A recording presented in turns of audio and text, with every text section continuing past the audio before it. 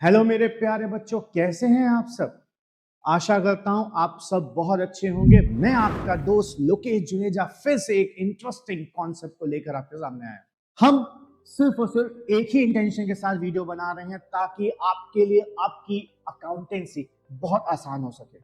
आज का हमारा जो टॉपिक है दैट इज गुडविल वैल्यूएशन, यानी वैल्यूएशन ऑफ गुडविल। भाई पार्टनरशिप का एक बहुत ही इंटरेस्टिंग कॉन्सेप्ट है और बोर्ड एग्जाम में इससे क्वेश्चन जरूर आता है और ये इतना इजी है कि इसमें आराम से आप फुल मार्क्स स्कोर कर सकते हैं। आइए समझते हैं क्या होती है। हम सब कहते हैं कि भाई गुडविल का मतलब होता है रेप्यूटेशन। गुडविल का मतलब होता है रेप्यूटेशन, या फिर हम बोले सर गुडविल का मतलब है किसी की ब्रांड वैल्यू, यानी आपकी क्या रेप्यूटेशन। अब हम इसको भाई सिंपल शब्दों में बोले, भाई गुडविल कुछ नहीं, आपकी औकात है। तुम्हारी क्या औकात है ये हमें पता चलती हमारी गुडविल से। अब गुडविल हमारे को मेरी ब्रांड वैल्यू बताएगा, रेप्यूटेशन बताएगा, यानी आपका कस्टमर अगर आपको छोड़ के कहीं नहीं जा रहा है तो इसका मतलब मार्केट में बहुत अच्छी गुडविल है हमारी। तो हम उसको कैसे कैलकुलेट करेंगे, आइए इसको समझते हैं। देखिए गुडविल को हम लोग एक इनटेंजिबल एसेट बोलते हैं। बोर्ड एग्जाम में इससे एक क्वेश्चन जरूर आता है कि सर क्या गुडविल हमारे लिए फिक्टिशियस एसेट है कि इंटेंजिबल एसेट। तो बेटा देखो, फिक्टिशियस एसेट वो एसेट होता है जो फिक्शनल है, यानी जिसका अपना कोई वजूद नहीं है और वो कभी भी बेचा नहीं जा सकता। गुडविल हमारा इंटेंजिबल एसेट है जिसको छू नहीं सकते, लेकिन जब हम चाहें इसको बेचना चाहें तो हम बेच सकते हैं।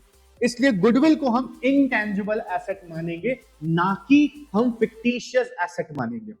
क्योंकि ये इंटेंजिबल एसेट होता है इसलिए गुडविल को गवर्न करता है accounting standard 26। Accounting standard that is AS 26 कहता है अकाउंटिंग फॉर इंटेंजिबल एसेट, यानी जितने भी इंटेंजिबल एसेट्स होते हैं वो गवर्न होते हैं AS 26 के तहत।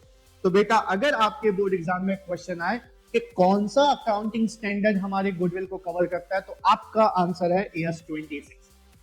अब AS 26 ने क्या बोला? AS 26 ने बोला कि आपकी गुडविल दो प्रकार की होती है। सर एक गुडविल कहलाती है जिसको हम बोलते हैं सेल्फ जनरेटेड, और एक कहलाती है जिसको हम बोलते हैं परचेज गुडविल। तो AS 26 कहता है कि self generated goodwill is not to be recorded, is not to be recorded. क्यों रिकॉर्ड नहीं होगी सर? इसकी मार्केट वैल्यू 0 होती है और हम परचेज गुडविल को रिकॉर्ड करेंगे। क्या होता है सेल्फ जनरेटेड गुडविल?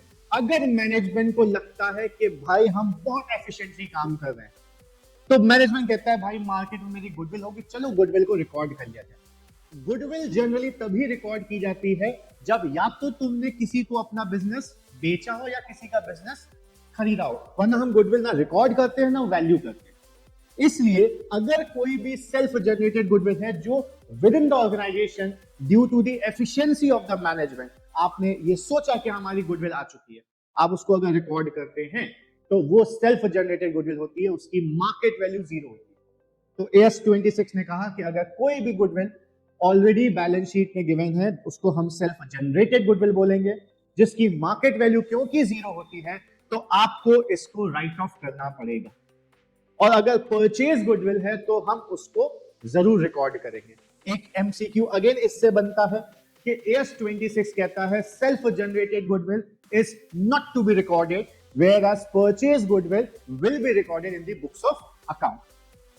अब हम गुडविल को कैलकुलेट कैसे करेंगे? बेटा गुडविल कैलकुलेट करने के लिए आपको चाहिए आपका नॉर्मल बिजनेस प्रॉफिट। बेटा नॉर्मल बिजनेस प्रॉफिट का मतलब है जो प्रॉफिट आपके डेली बिजनेस एक्टिविटी से अर्न किया गया। अगर कोई प्रॉफिट आपके डेली बिजनेस एक्टिविटी से अर्न नहीं हुआ है तो उसको गुडविल कैलकुलेशन के लिए आप कंसीडर नहीं करेंगे, उसको हम हटा देंगे अगर हम गुडविल कैलकुलेट करने जा रहे हैं।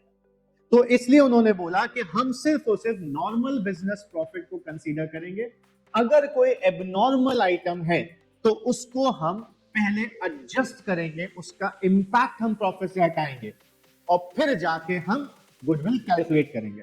मतलब अगर मैं बोलूं कि भाई मैं एक टीचर हूं तो मेरी गुडविल डिपेंड करेगी the kind of teaching I am doing, मेरे को टीचिंग से कितना फायदा हो रहा है। अब मैं गया गोवा, वहां जाके मैंने कसिनो में जुआ खेल लिया, अब उस जुए खेलने की वजह से जो मुझे प्रॉफिट हुआ उससे मेरी टीचिंग में क्या इंपैक्ट आने वाला।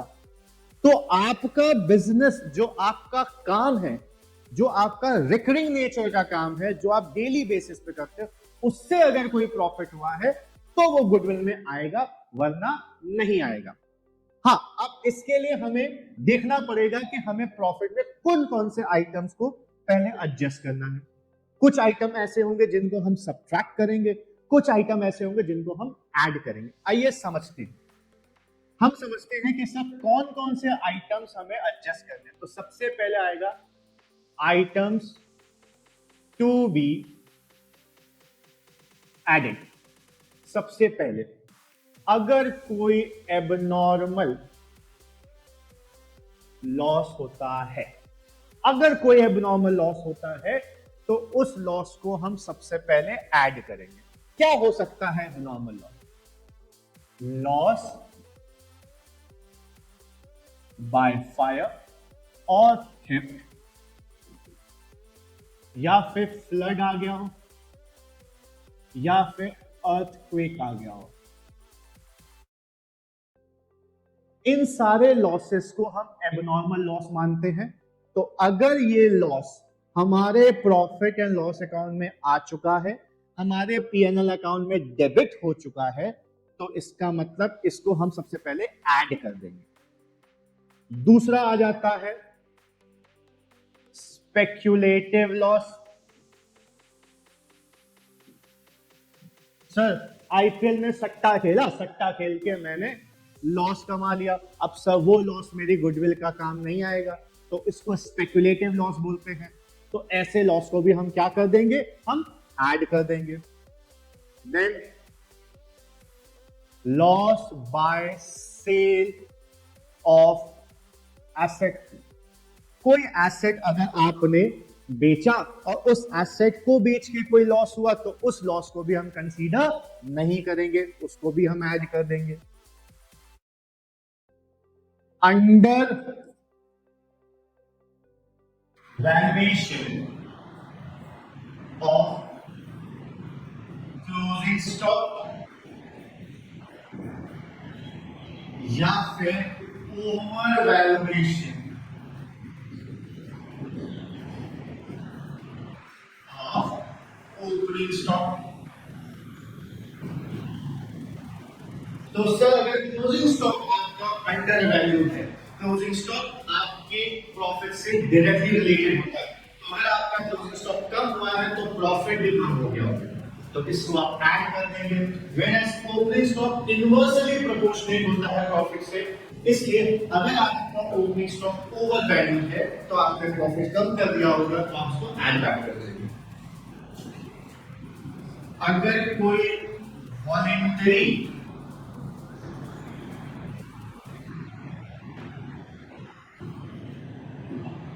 कोई वॉलेंटरी रिटायरमेंट कॉम्पनसेशन है, सब वॉलेंटरी रिटायरमेंट कॉम्पनसेशन जहां पे एक एम्प्लॉय को बोला गया भाई तुम वक्त से पहले रिटायरमेंट ले ले, तो ऐसे सिचुएशन में हम उसको कॉम्पनसेशन पे करते हैं। तो अगर आपने दिया है तो वो भी ऐड हो जाएगा। And any capital expenditure recorded as revenue expenditure. Sir कोई कैपिटल एक्सपेंडिचर जहां पे आपने एसेट खरीदा था, गलती से आप उसको रेवेन्यू यानी नॉर्मल एक्सपेंस की तरह ट्रीट कर देंगे, तो उसको हम लोग यहाँ पे ऐड कर देंगे. तो these are the some of the items जिसको आप सबसे पहले प्रॉफिट में ऐड करेंगे, उसके बाद आप वैल्यूएशन ऑफ गुडविल की तरफ जाएंगे. फिर आता है items to be deducted. Items to be deducted सबसे पहला आता है abnormal gain. Sir abnormal gain क्या हो सकता है? Abnormal gain sir insurance claim या फिर रिफंड ऑफ टैक्स. अगर ये एबनॉर्मल गेन इंक्लूडेड है तो इसको हम सब्ट्रैक्ट करेंगे.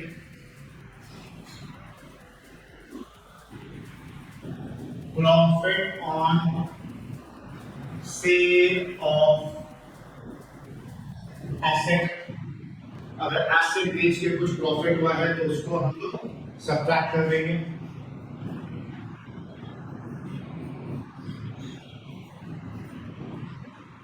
Speculative gain. सर सट्टा खेल के जुआ खेल के फायदा हो गया तो उस प्रॉफिट को हम अपने गुडविल के लिए नहीं इंक्लूड करेंगे, तो उनको सब्ट्रैक्ट कर देंगे. Any recurring expenses if not providing. Sir कोई रिकरिंग एक्सपेंसेस का day to day business activity का पार्ट का आपको सब्ट्रैक्ट करना है, लेकिन आप सब्ट्रैक्ट करना भूल गए. Any revenue expenditure treated as capital expenditure. कोई रेवेन्यू एक्सपेंडिचर था, आपका नॉर्मल एक्सपेंस था, उसको आप कैपिटल एक्सपेंडिचर की तरह ट्रीट यानी asset मानिएगा. Overvaluation of closing stock या फिर undervaluation of opening stock. तो these are the items जिनको हम सबसे पहले प्रॉफिट में एडजस्ट करेंगे, उसके बाद ही हम अपने गुडविल कैलकुलेट कर सकते हैं. Items to be added and items to be subtracted. इनके बाद हम अपना गुडविल का मेथड लगाएंगे. अगर हम method of valuation of goodwill की बात करें तो आपके method of valuation of goodwill को हम 3 पार्ट में डिवाइड करते हैं. हमारे पास बेसिकली 3 मेथड होते हैं. एवरेज प्रॉफिट, सुपर प्रॉफिट और capitalisation.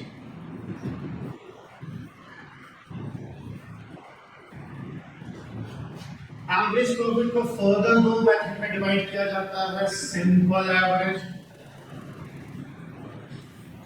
And weighted average. Capitalisation को फर्दर 2 पार्ट में डिवाइड किया जाता है, कैपिटलाइजेशन ऑफ सुपर प्रॉफिट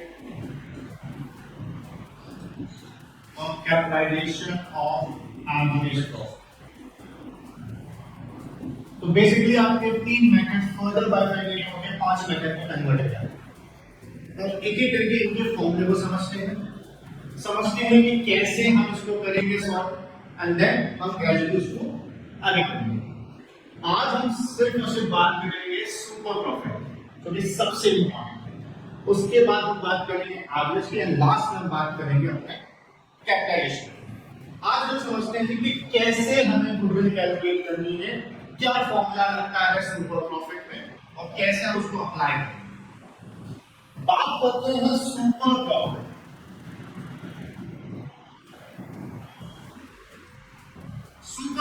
मतलब प्रॉफिट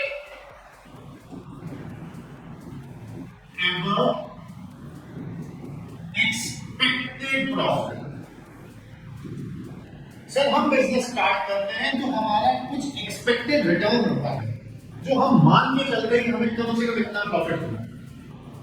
अगर मार्केट में मेरी गुडविल है, मेरी ब्रांड है, मेरी औकात और हैसियत अच्छी है, तो मेरे को प्रॉफिट मेरे एक्सपेक्टेशन से ज्यादा होगा।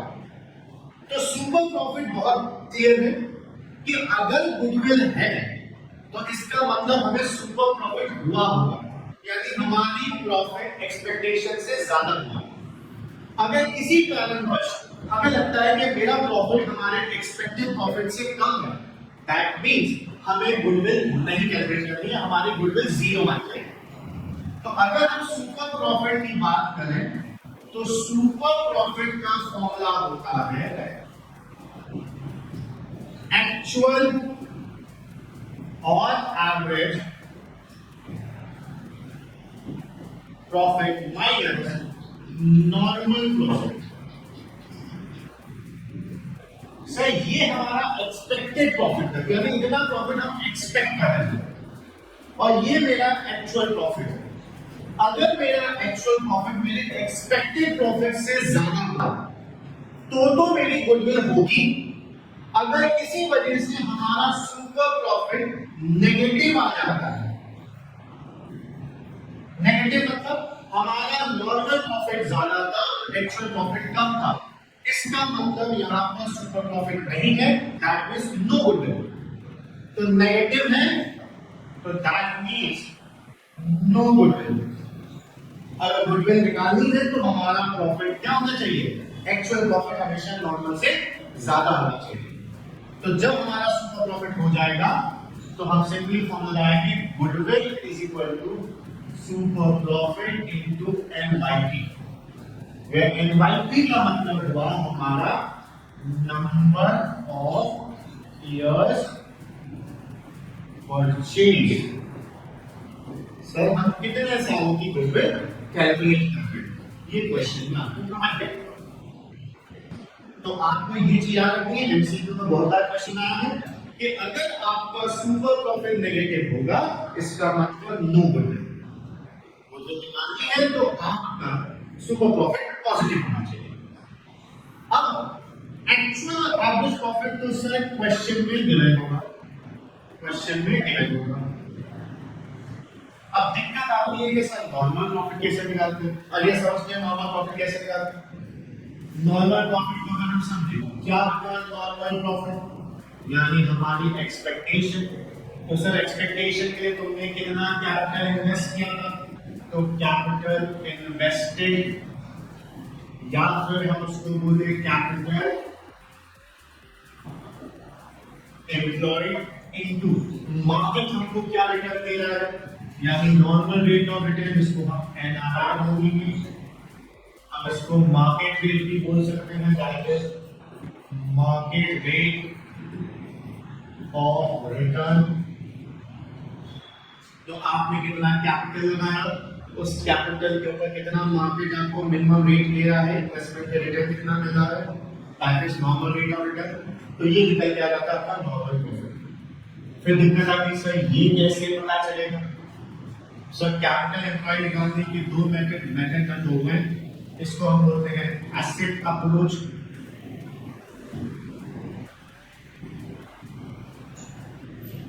कैपिटल एम्प्लॉय निकालने के दो method number one asset approach. तो एसेट अप्रोच कहता है capital employed is equal to total asset minus external liability minus fictitious asset minus non-trade investment minus goodwill। ये कौन सी गुडविल की बात हो रही है, self generated. total assets minus external liability minus fictitious asset minus non-trade investment minus goodwill. दूसरा method यहाँ पे लग जाता है जिसको हम बोल देते हैं लायबिलिटी अप्रोच।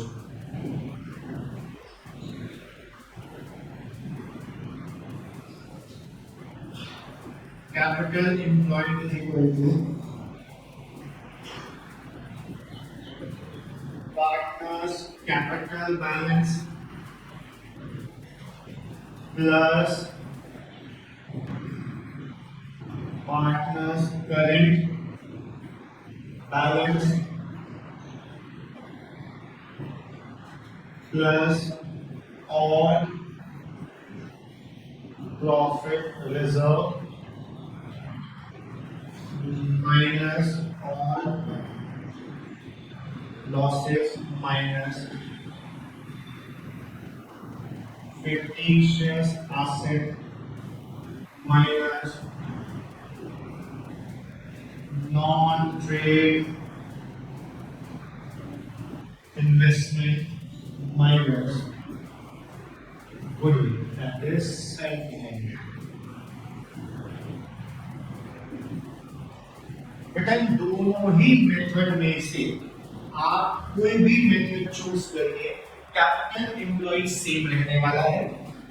हम क्वेश्चन में गिवन इंफॉर्मेशन के अकॉर्डिंगली हम मेथड अप्लाई करें। किसी भी वजह से दोनों ही मेथड में आंसर अलग नहीं आ सकता है। हाँ, अगर सपोज आपको जो इंफॉर्मेशन गिवन है वो दोनों मेथड की गिवन है तो आप कोई भी मेथड अप्लाई करें। कई बार ऐसा हो रहा है सर दोनों मेथड लगा रहे हैं पर आंसर अलग आ रहा है। ऐसा जनरली तब होता है जब कोई इंफॉर्मेशन मिसिंग हो।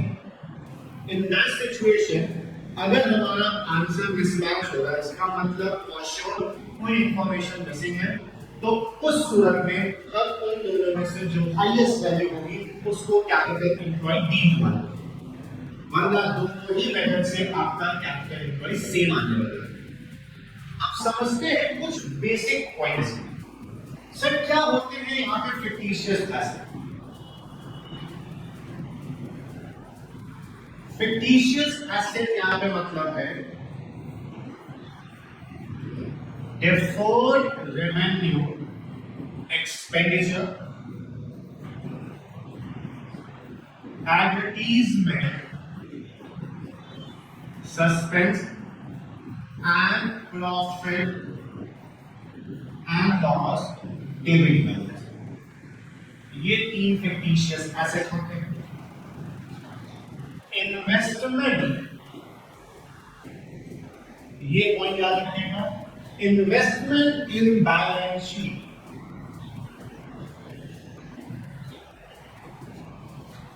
is always considered as non-trade until question specified।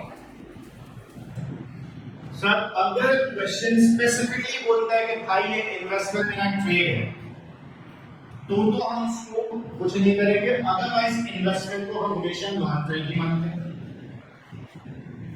और लास्ट, अगर किसी का कैपिटल अकाउंट और करेंट अकाउंट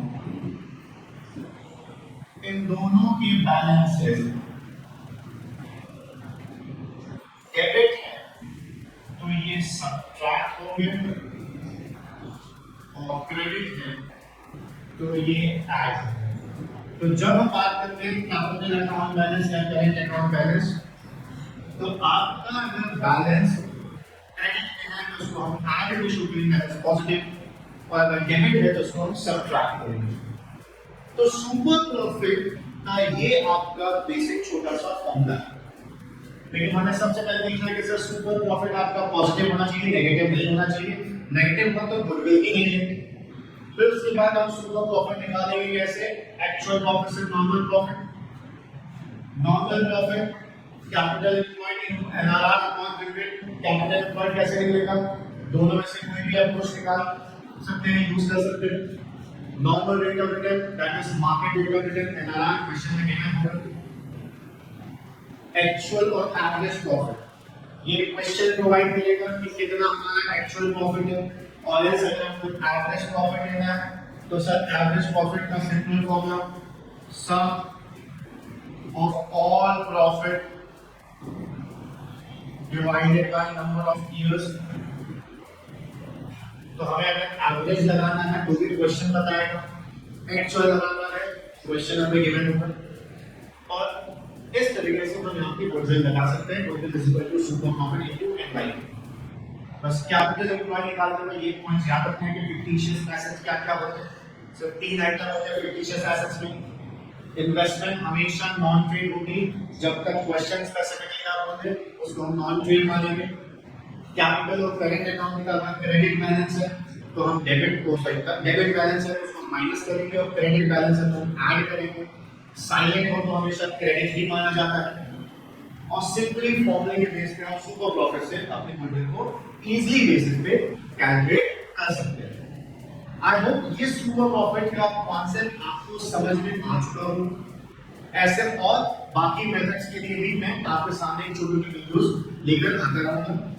आज आप लोगों को ये कॉन्सेप्ट समझा के मैंने आपको एक छोटा सा डाउट तो क्लियर कर दिया कि सुपर प्रॉफिट बहुत कॉम्प्लिकेटेड नहीं है, अगर उसका फॉर्मूला याद कर लिया तो ये कॉन्सेप्ट बहुत आसान हो जाएगा। आई होप ये कॉन्सेप्ट आपको क्लियर हो गया होगा। ऐसे और ही इंटरेस्टिंग वीडियोस के साथ मैं आपके सामने आता रहूंगा, बस आप हमारे साथ जुड़े रहिएगा। मेरे इस मुहिम को प्लीज सपोर्ट करिएगा, मेरा चैनल सब्सक्राइब करिएगा, और प्लीज बेल आइकन को जरूर क्लिक कर दीजिएगा ताकि आपको नोटिफिकेशन आता रहे जैसे ही मैं अपने न्यू वीडियोस के साथ आपके सामने आऊंगा।